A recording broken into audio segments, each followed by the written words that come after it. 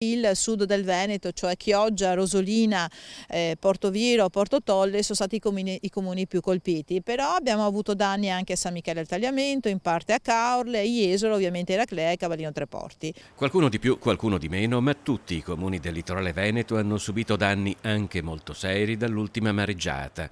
La conta è ancora in corso, ma quasi per scaramanzia si tenderebbe ad aspettare la fine dell'anno, perché anche dicembre è un mese di mareggiate e si rischia di essere costretti a riprendere in mano la calcolatrice.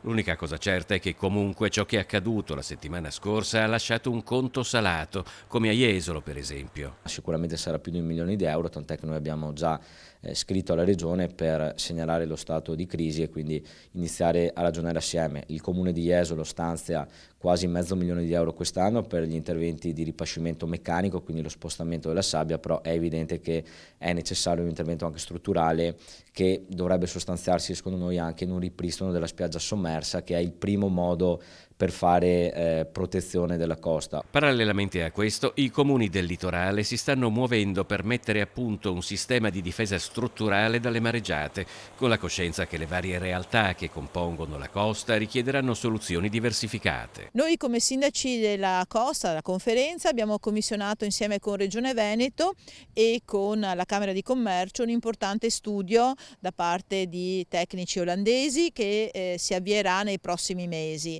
Nel frattempo vogliamo anche misurare quella che è la costa per arrivare ad avere un dato scientifico certo. Quindi con Regione Veneto ci stiamo muovendo per avere nei prossimi mesi / prossimo anno un risultato certo e anche delle proposte da sottoporre.